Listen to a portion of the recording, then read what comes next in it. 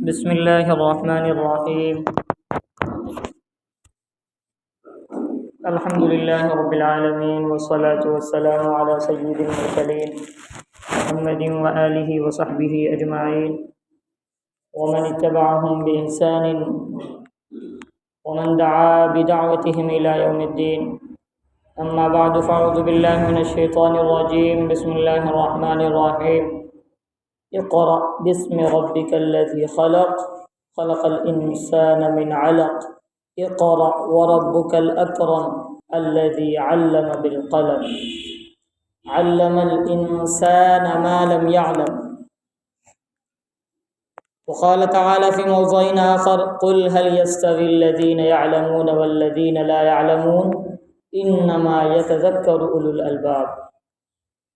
وقال النبي صلى الله عليه وسلم: طلب العلم فریضة على كل مسلم، وفي رواية أو مسلمة، أو كما قال عليه الصلاة والسلام.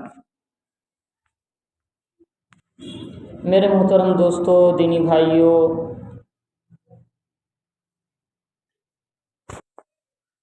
پہلے کی بنسبت تعلیم کے سلسلے میں، حصول علم کے سلسلے میں لوگوں میں بیداری آئی ہے. یہ بیداری بہت مبارک. لوگ آج کچھ حد تک پہلے کی بنسبت پڑھنے کو، بچوں کے پڑھانے کو فوکس کر رہے ہیں، لیکن اب بھی اسلام کا تقاضا جتنا تعلیم پر اسلام نے زور دیا ہے، اس کو ہم سب ابھی اس مرتبے پر نہیں پہنچے.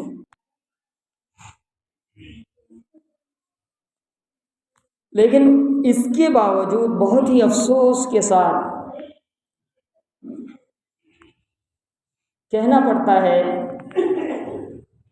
کہ ہم اس صورت میں بھی راہ اعتدال پر قائم نہیں. اسلام کا صحیح نظریہ تعلیم، اسلام کا تعلیم اور ایجوکیشن کے سلسلے میں کانسیپٹ کیا ہے، اس سلسلے میں دو الگ الگ خانوں میں بیٹھے ہوئے ہیں. کچھ لوگ کہتے ہیں دینی تعلیم ہی اصل ہے، دنیاوی تعلیم تو فضول ہے. کچھ لوگ اسی کو بڑی چیز سمجھنے لگتے ہیں اور بڑے فخر کے ساتھ جو ہے لوگوں کے ساتھ جب بات چیت ہوتی ہے تو کہتے ہیں میرا بیٹا فلاں جگہ پڑھتا ہے، ایسا کرتا ہے، IAS آفیسر ہے، یوں ہے، فلاں ہے، فلاں ہے.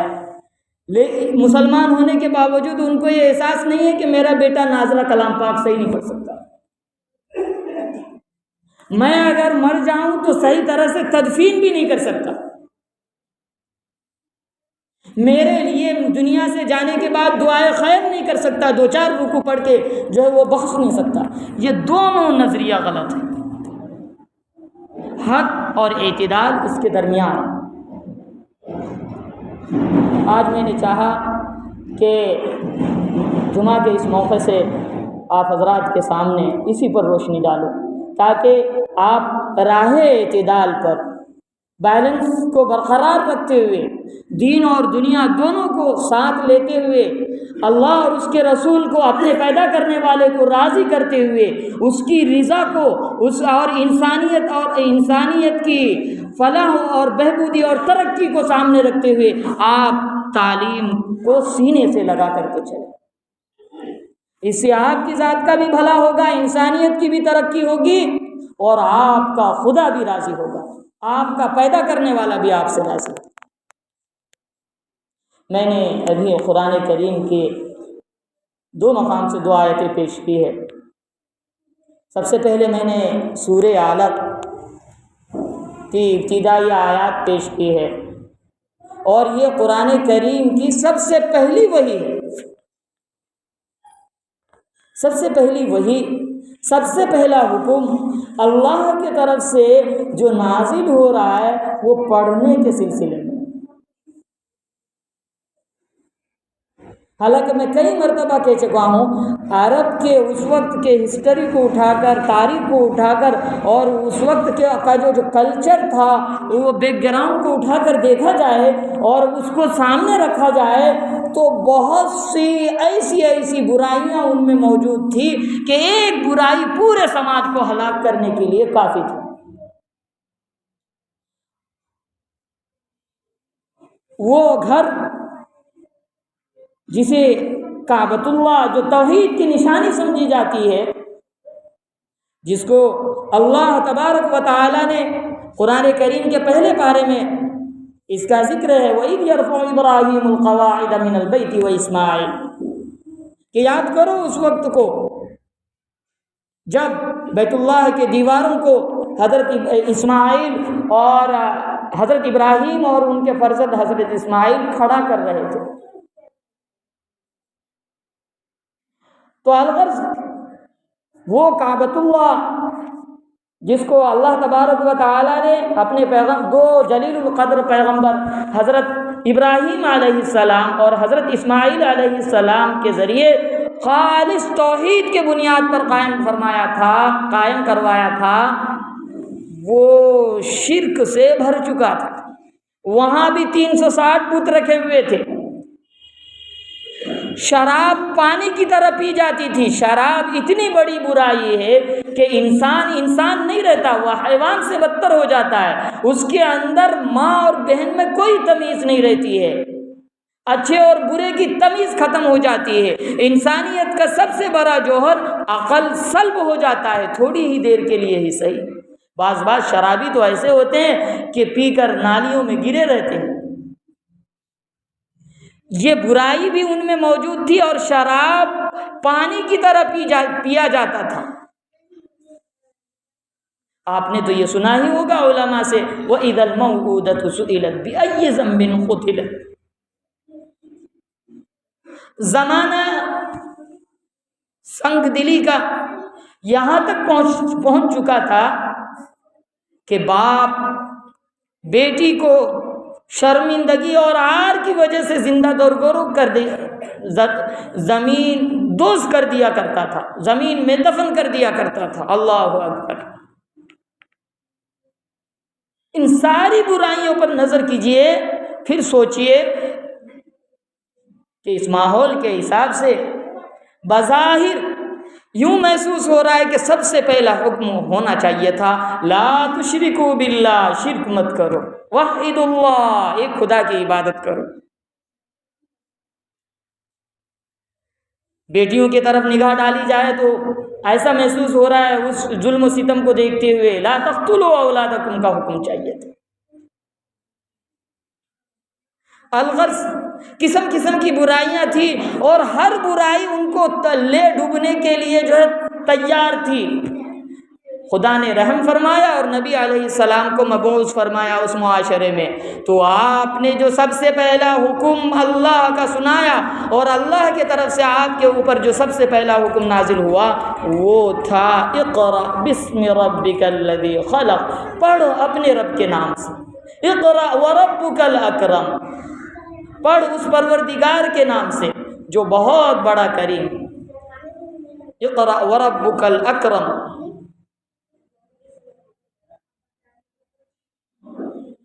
اس کی وجہ یہ ہے، اس کو اس مثال سے سمجھیے، آپ رات کو سو رہے تھے تو ادھر سے چوہا نکل رہا ہے، ادھر سے چھپکلی نکل رہی ہے، ادھر سے چھچندر نکل رہا ہے اور آپ کو پریشان کر رہا ہے، یا یہ کہہ لیجئے کہ ایک گھر ویران میں پڑا ہے، اس میں اب کوئی بسیرا نہیں کر رہا ہے، رات کے وقت میں وہاں کوئی روشنی اور دیا نہیں جلایا جاتا ہے، تو تھوڑے دنوں میں ادھر سے چھپکلی نکلے گی، ادھر سے چھچندر نکلے گی، ادھر سے سانپ نکلے گا، ادھر سے مینڈک آئے گا، سارے بچھو کچھوا سارے جانور آ کے بسیرا کر لیں گے۔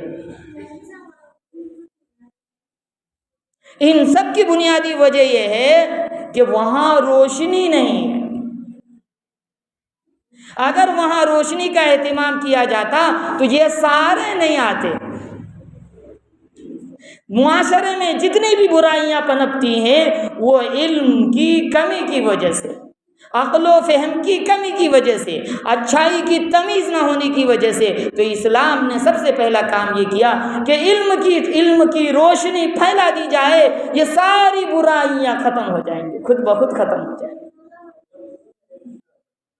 اور میں یہ اپنے طرف سے گھر کے نہیں بنا رہا ہوں، بتا رہا ہوں، قرآن کی آیتیں کہہ رہی ہے، قرآن کی آیات پڑھ کے آپ کو سنایا جا رہا ہے۔ تو اس کی روشنی میں کہ اللہ کی طرف سے ایسے معاشرے میں جہاں اور برائیاں بدرجہ اتم موجود تھی، بظاہر تقاضا یہ تھا کہ ان کو روکا جاتا، لیکن اللہ حکیم ہے اور عقل بھی اسی طرف رہنمائی کرتی ہے کہ جب آدمی اچھائی کی آپ کون سی برائیاں ان سے نکالیں گے، کس کے سے منع کریں گے، لیکن جب آپ علم کی روشنی ذہن و دماغ میں ڈال دیجئے گا، وہ صحیح طور پر اس کے اندر گھر کر جائے، اخلاق اس کے اندر آ جائے، اچھائی اور برائی کی تمیز آ جائے، حسد کی برائی اس کے دل میں بیٹھ جائے، لالچ ختم ہو جائے، تکبر ختم ہو جائے، تو بہت سی برائیاں خود بخود ختم ہو جائیں۔ اللہ کے رسول صلی اللہ علیہ وسلم نے اسی علم کی اہمیت پر روشنی ڈالتے ہوئے اللہ کے رسول نے یہ پیغام سنایا، طلب العلم فریضۃ علی کل مسلم، کہ ہر مسلمان پر چاہے وہ مرد ہو یا عورت، علم کا حاصل کرنا فرض ہے۔ یہ پیغام رسول اللہ صلی اللہ علیہ وسلم نے اس زمانے میں سنایا کہ مکہ کی وادی میں، پورے مکے شہر میں صرف 11 لوگ پڑھے لکھے تھے۔ آج کوششیں بہت سے جو ہے NGOs چل رہے ہیں، اور یونائٹڈ نیشن کے تحت بہت سے اس کے ذیلی تنظیمیں، ذیلی شاخیں، ذیلی برانچز ہندوستان میں بھی کام کر رہے ہیں، اور اس کی کوشش چل رہی ہے کہ جو ہے سارے لوگ پڑھے لکھے ہو جائے، compulsory education, right to education, یہ سب قوانین۔ لیکن غور کیجئے، یہ سب 20ویں صدی میں ہو رہی ہے، اور اب 21ویں صدی شروع ہے، 21ویں صدی کے شروع میں یہ کوششیں ہو رہی ہے۔ رسول اللہ صلی اللہ علیہ وسلم اور اسلام نے یہ تمام کام آج سے 1450 سال پہلے ہر ایک مومن کو سنا دیا ہے کہ ہر ایک مومن کا پڑھا لکھا ہونا ضروری ہے۔ تو اس کے روشنی میں، ان باتوں کی روشنی میں، تفصیلات میں نہ جاتے ہوئے آپ سمجھ گئے ہوں گے کہ اسلام کے اندر تعلیم کی اہمیت کتنی ہے۔ اب تعلیم کس چیز کا نام ہے؟ اسلام تعلیم کس چیز کو گردانتا ہے؟ اسلام کی نظر میں ہر وہ تعلیم محبوب ہے جو انسانیت کو نفع دے، اور انسانیت کو اپنے پیدا کرنے والے، اپنے سب سے بڑے محسن، اپنے سب سے بڑے پالنہار، جنہوں نے یہ ساری کائنات بنائی، اس تک رسائی ہو جائے۔ رسول اللہ صلی اللہ علیہ وسلم کی پیاری دعاؤں میں ہے، اللہم انا نسألک علما نافعا، اللہم انی اسألک علما نافعا وعملا متقبلا، اے اللہ میں تجھ سے علم نافع، نفع بخش علم، یوزفل نالج کا میں سوال کرتا ہوں، مجھے ایسا علم عطا فرما کہ میں تجھے بھی پہچان جاؤں اور میں انسانیت کو بھی فائدہ پہنچاؤں۔ رسول اللہ صلی اللہ علیہ وسلم کی اس دعا اور اس حدیث کی روشنی میں غور کیجئے کہ جو بھی علم انسانیت کو نفع پہنچائے، سائنس، ٹیکنالوجی نفع پہنچا رہی ہے، اور آج لوگوں نے جو ہے ایروپلین اور جو ہے ہوائی جہاز وغیرہ کو ایجاد کر کے برسوں کا سفر جو ہے لمحوں اور جو ہے مہینوں کا سفر گھنٹوں میں طے کر رہے ہیں، تو انسانیت کے فائدے کی چیز ہے۔ اس کی طرف بھی توجہ جو ہے اسلام دلاتا ہے، اور اس کی روشنی میں آپ اور ہم سوچ سکتے ہیں۔ لیکن جیسا کہ میں نے کہا، اور ان آیات میں بھی جہاں پہلا حکم جو ہے پڑھنے کا دیا گیا ہے، وہاں بھی کہا گیا ہے اقرأ بسم ربک الذی خلق، پڑھ اپنے رب کے نام سے۔ طریقہ بتلایا ہے کہ اس کے احکام کو سامنے رکھتے ہوئے جو ہے پڑھا جائے، اور انسانیت کے اس کے احکام ارحموا من فی الارض یرحمکم من فی السماء، رب کہتا ہے، رب کا فرمان ہے، نبی کریم صلی اللہ علیہ وسلم جو ہے سنا رہے ہیں حدیث میں رب کا فرمان، تم زمین والوں پر رحم کرو، آسمان والا تم پر رحم کرے گا۔ معلوم یہ ہوا رب کے نام سے پڑھنا ہے، رب کو پہچاننے کے لیے پڑھنا ہے، اور انسانیت کو نفع پہنچانے کے لیے پڑھنا ہے۔ ہر وہ چیز پڑھیے جو انسانیت کے فائدے کے لیے ہو، ہر وہ چیز پڑھیے، اور اول مرحلے میں پڑھیے کہ آپ اپنے سب سے بڑے محسن، سب سے بڑے پالنہار جو رب العالمین ہے، جس نے آپ کو اور ہم کو حضرت آدم علیہ السلام سے لے کر قیامت تک آنے والی تمام انسانیت کو پیدا کیا ہے، آپ کی عقل بھی رہنمائی کرے گی کہ سب سے پہلے اس بڑے محسن کو پہچانیں۔ اس کے لیے اللہ نے قرآن و حدیث کے علوم رکھے ہیں۔ اس حدیث کی روشنی میں علماء نے یہ طے کیا ہے کہ آپ کے ذمے اتنے دینی علم، دینی اور دنیاوی علم جو عصری تعلیم، ماڈرن ایجوکیشن، اور مذہبی تعلیم، ریلیجس ایجوکیشن، یہ دونوں الگ کھانے میں بانٹا نہیں جا سکتا۔ ہاں، مضامین کے لحاظ سے اور اپنی اہمیت کے لحاظ سے دونوں کو ضرورت ہے۔ دنیاوی تعلیم ہماری ضرورت ہے۔ اگر ہمارے ماحول سے کوئی بڑا آفیسر نہیں بنے گا تو بہت سے موقع سے ہمارے کام ٹھنڈے بستے میں پڑ جائیں گے۔ اچھا ڈاکٹر نہیں ملے گا تو آپ علاج کو ترس جائیں گے، اچھا انجینئر نہیں ملے گا تو آپ کے مکانات دنیا کی ترقی نہیں ہو سکتی۔ یہ سب انسانیت کے فائدے کے کام ہیں، لیکن اگر اس میں بے اعتدالی ہو جائے، صرف نوٹ کو پیش نظر رکھا جائے اور پھر بڑا آفیسر بن کر لوگوں کو لوٹا جائے تو پھر انسانیت کے کس فائدے کے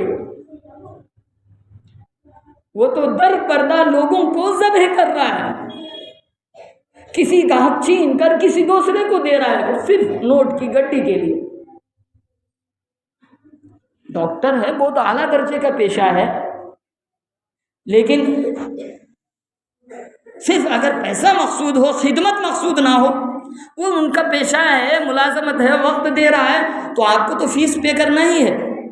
لیکن اگر وہ اسی کو مقصود بنا لے اور ایک ایسا پیشنٹ ان کے سامنے آ جائے، وہ تڑپ تڑپ کے دم توڑ رہا ہے لیکن فیس ادا کرنے کے لیے اس کے پاس پیسے نہیں ہیں، اس کی طرف توجہ نہ دیں، تو پھر اس کے دل میں دھڑکتا دل نہیں ہے، پتھر کا سل ہے، اس کے سینے میں دل نہیں ہے، وہ انسانیت کے نفع کے لیے وہ ڈگری نہیں حاصل کیا ہے۔ اسی طرح سارے علوم و فنون کو قیاس کر لیجئے، تو یہ بیلنس کو برقرار رکھنا ہے کہ اس کو انسانیت کے نفع کے لیے آپ نے اگر کوئی پڑھائی کی ہے تو عزت ملے گی، روزی بھی عزت کے ساتھ ملے گی، یہ دونوں چیزیں تو آنی ہے، لیکن آپ اس کو انسانیت کے فائدے کے لیے استعمال کریں۔ اسی کو رسول اللہ صلی اللہ علیہ وسلم اپنی پیاری دعاؤں میں مانگا کرتے تھے۔ لیکن اس کو جو ہے حاصل کرنے سے پہلے سب سے پہلے میں نے کہا نا، عقل بھی آپ کی رہنمائی کرتا ہے کہ جس نے ہم کو پیدا کیا، جس نے یہ دنیا بنائی، یہ چاند سورج بنائی، یہ کائنات بنائی، یہ پوری دھرتی جو ہے جس کے بغیر ہم ایک منٹ کے لیے بھی زندہ نہیں رہ سکتے، ہماری عقل بھی رہنمائی کرتی ہے کہ سب سے پہلے اس کو پہچانیں۔ لہٰذا آپ بقدر ضرورت اتنا علم حاصل کیجیے قرآن و حدیث کا، علماء سے پوچھ کر۔ اگر آپ کی عمر، آپ جوانی کے دہلیز پہ پہنچ چکے ہیں، شادی شدہ ہو چکے ہیں، تو یہ بھی آپ کے سیکھنے کے علوم ہے کہ اگر آپ نے اب تک بھی آپ ناظرہ نہیں پڑھ سکتے، بنیادی مسائل نہیں جان سکتے، نماز روزہ کا آپ کو پتہ نہیں، ارکان اسلام کا آپ کو پتہ نہیں، آپ مالدار ہیں، حج کب فرض ہوتا ہے یہ بھی آپ کو پتہ نہیں، زکوٰۃ کے بنیادی مسائل مالدار ہونے کے باوجود آپ کو پتہ نہیں، تو آپ ابھی مسلمان بن کے نہیں جی رہے ہیں۔ آپ اپنے پیدا کرنے والے کو نہیں پہچانا ہے، اس کے احکام کو نہیں پہچانا ہے، پہلی فرصت میں اپنے محسن کو پہچاننا ہے۔ تو دینی تعلیم اتنا حاصل کرنے کے بعد آپ شوق سے ڈاکٹر بنیے، انجینئر بنیے، یہ قوم کا نام روشن ہوگا، اس سے مذہب کی بھی تبلیغ ہوگی، اخلاق کے ذریعے سے لوگوں کو نفع پہنچے گا۔ تو اس بیلنس کے ساتھ آپ دین کی تعلیم جو حاصل کرنے کے بعد آپ توجہ کیجیے اور بڑے سے بڑا مرتبہ اور عہدہ حاصل کیجیے۔ ایک تو اس کے طرف بیلنس برقرار رکھنا ہے، جیسا کہ میں نے کہا کہ رب کریم جہاں سب سے پہلی آیت میں یہ حکم دے رہا ہے کہ جو ہے پڑھ اپنے رب کے نام سے، تو اس کے حکم کی پیروی کرتے ہوئے آپ کو تعلیم کے میدان میں قدم رکھنا ہے۔ آج کل ہمارے یہاں ایک فیشن بن گیا ہے کہ ہماری بچی، نوجوان بچی جو ہے ایسے اسکول میں پڑھ رہی ہے کہ جہاں جو ہے اس کے اعضاء جو سطر میں چھپا رہنا چاہیے وہ کھلا ہے، اور ہم فخریہ بتاتے ہیں کہ ہماری بچی دھمکا میں پڑھ رہی ہے۔ آپ پہلی فرصت میں یہ کوشش کیجئے کہ جو ہے اچھے اسکول کا انتخاب کیجئے اور دینی ماحول کا انتخاب کیجئے، اور بڑی جو ہے الحمدللہ لوگ اس کی طرف متوجہ ہو رہے ہیں کہ دینی ماحول میں عصری تعلیم، 2-4 دعائیں، مسنون دعائیں رٹا دیتے ہیں، کھانے کی دعا، سونے کی دعا، جاگنے کی دعا، اور پورا ماحول بالکل غیر اسلامی ہوتا ہے۔ تو وہ دینی ماحول کہاں رہا؟ 2-4 دعاؤں سے کیا ہونے والا ہے؟ پورا ماحول صبح سے لے کر شام تک اگر مشرکانہ ہے تو آپ کا بچہ مسلمان باقی نہیں رہ سکتا، وہ دہریت بن جائے گا، ایتھیسٹ بن جائے گا۔ اس کو جو ہے اسلام کی بنیادی اور آپ کی بھی اہمیت، ماں باپ کی بھی اہمیت نہیں رہے گی۔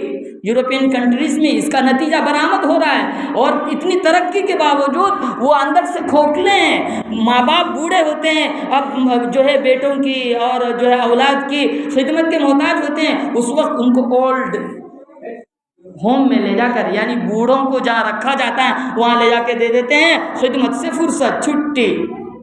اسلام تو کہتا ہے ماں کے پیروں تلے جنت، اور باپ جنت کا دروازہ ہے۔ یہ تعلیم آپ نے اس کو دی ہی نہیں، لہٰذا آپ کو بھی وہیں لے جا کر کے ڈالے گا جو انگریز کرتا ہے۔ تو انگریزی سیکھنی ہے، انگریزیت نہیں سیکھنا ہے، ان کا کلچر نہیں سیکھنا ہے، ناچ ڈانس نہیں سیکھنا ہے۔ اس کو تعلیم سے کیا رشتہ ہے ناچ ڈانس کو؟ اور ہم نے اس کو آرٹس کے نام پر، فنون لطیفہ کے نام پر ہم نے اس آیت کو ہنر سمجھ رکھا ہے اور بہت شوق سے کر رہے ہیں۔ اس لیے اپنے اسکولوں کو ترجیح دیجیے، اور ہمارے اسکول والوں کی بھی بڑی اہمیت ہوتی ہے کہ وہ دینی مزاج کا خیال رکھیں۔ پورا صبح سے لے کر شام تک کا سسٹم ایسا ہو کہ وہ اسلامی ماحول ہو، صرف 2-4 دعائیں رٹا دینے سے جو ہے مزاج نہیں بدلے گا۔ ابھی میں جو عرض کر رہا تھا ناچ ڈانس کے بارے میں، ایک بات پر میں اپنی بات ختم کر رہا ہوں۔ ہمارے ملک کے بہت ہی اہم شخصیت جو دونوں علوم کے بہت ہی زیادہ ماہر ہیں، حضرت مولانا خلیل الرحمن صاحب سجاد نعمانی دامت برکاتہم العالیہ، جو حضرت مولانا منظور نعمانی جو حضرت مولانا الیاس صاحب رحمۃ اللہ علیہ کے ساتھی تھے، ان کے فرزند ہیں، ابھی باحیات ہیں، ممبئی وغیرہ میں رہتے ہیں، یوٹیوب پر ان کے بہت سے بیانات ہیں۔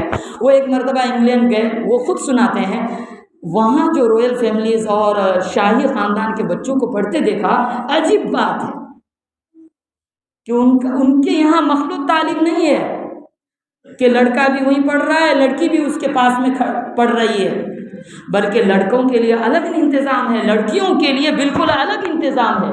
اس نے حضرت نے سوال کیا، آپ نے یہ کیا کر رکھا ہے کہ پھر ہم حکومت کیسے کروائیں گے؟ لوگوں کو بے پردگی کے ماحول میں الجھا دینا ہے، نفس کے پیچھے چلا دینا ہے، پوری دنیا اس کے پیچھے بھاگے اور وہ پوری دنیا کو کنٹرول کرے، یہ ہے مقصد۔ اب سر اٹھا کر کے، پاؤں سر پہ رکھ کر کے دوڑ رہے ہیں، سوچ نہیں رہے ہیں۔ سوچئے ناچ گان کو، ڈانس کو، اور اسے تعلیم سے کیا؟ تعلیم تو محنت کا تقاضا کرتا ہے۔ عشق کو اس سے کیا لگاؤ، دل لگی کو اس سے کیا لگاؤ، گرل فرینڈ بوائے فرینڈ کو اس سے کیا لگا؟